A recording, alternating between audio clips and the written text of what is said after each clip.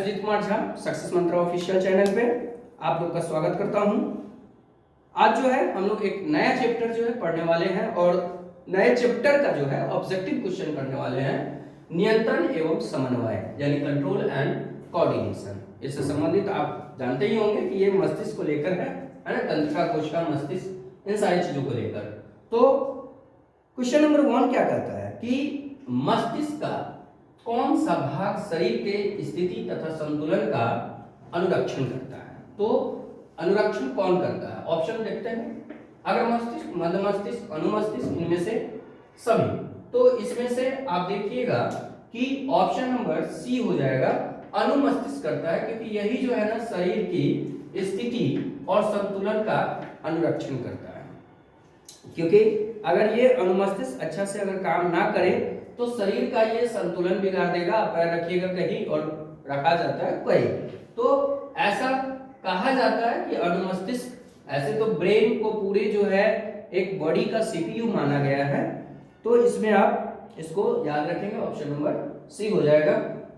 Option 2 में question 2 में Pond's medulla, यहाँ देखते हैं क्वेश्चन 2 यहाँ है, दो तंत्रिका कोशिका के मध्य खाली स्थान को क्या कहते हैं। तो दो तंत्रिका कोशिका है, उसके जो मध्य खाली स्थान होता है, ऑप्शन देखेंगे द्रुमिका है, सिनेप्स है, एक्सॉन है ना, उसके बाद आवेग है और उसके बाद जो है आपको बता दें ऑप्शन नंबर यहाँ पे बी हो जाएगा, सिनेप्स हो जाएगा। इसको थोड़ा आप ना वेरी इंपॉर्टेंट कर लीजिए, ट्रिपल स्टार दे दीजिए, क्योंकि बहुत इंपॉर्टेंट है। दो तंत्रिका कोशिका के मध्य खाली स्थान को क्या कहते हैं, तो यहाँ पे सिनेप्स कहते हैं।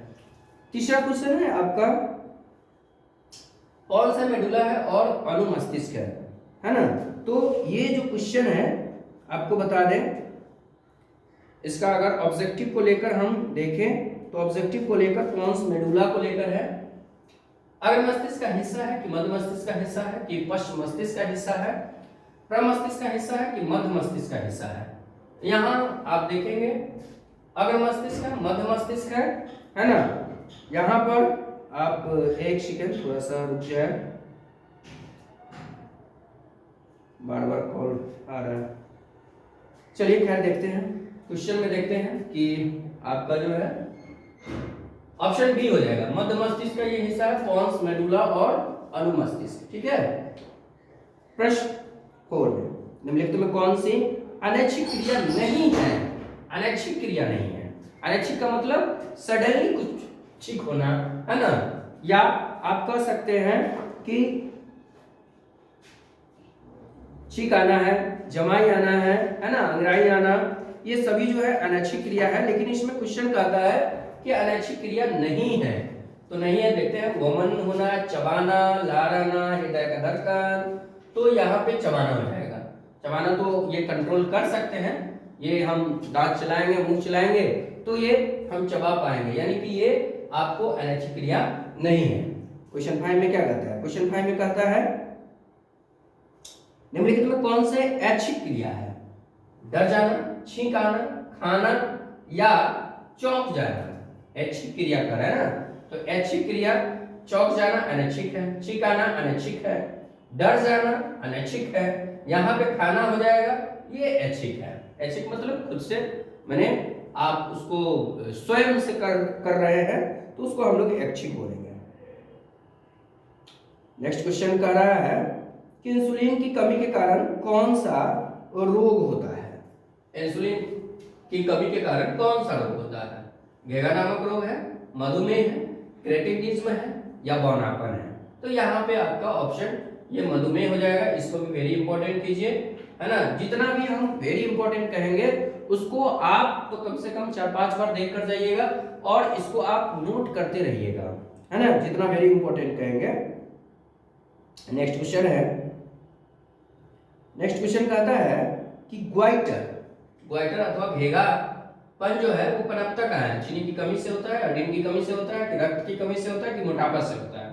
तो ग्वाइटर घेगा नामक जो रोग होता है, जो गर्दन पे हो जाता है ना, गर्दन यानी गला के पास जो है ये हो जाता है।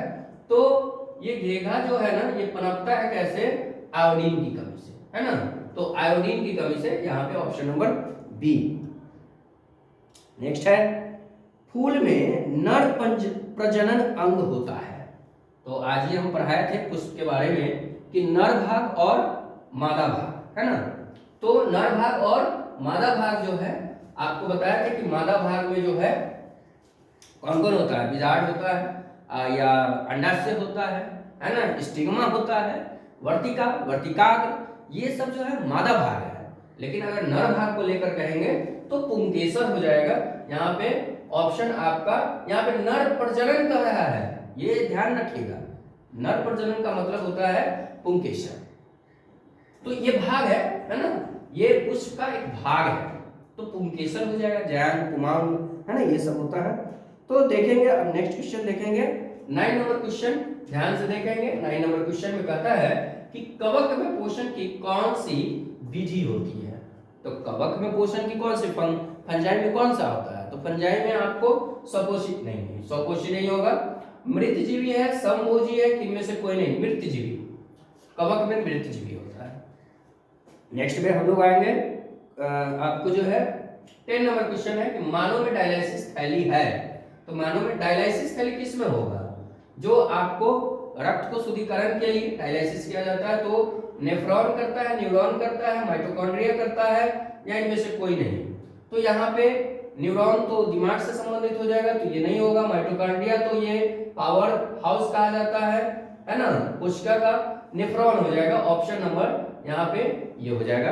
ये लास्ट क्वेश्चन आपका, इसको एक बार आप रिवीजन कर लीजिएगा और उसके बाद ये कहना चाहते हैं कि आप कंटिन्यू मेरे साथ बनाए रखिए और आप लोग को पक्का जो है ये तो डेफिनेटली है कि 15 फरवरी तक आप लोग का टोटल जो है ऑब्जेक्टिव जो है टोटल हो जाएगा। बस आप जो है सब्सक्राइब कीजिए, लाइक कीजिए, बेल आइकन को दबाइए ताकि नोटिफिकेशन जो है हर हाल में 7 बजे आपके पास पहुंच जाए, है ना। तो चलिए, thank you so much, okay, thank you.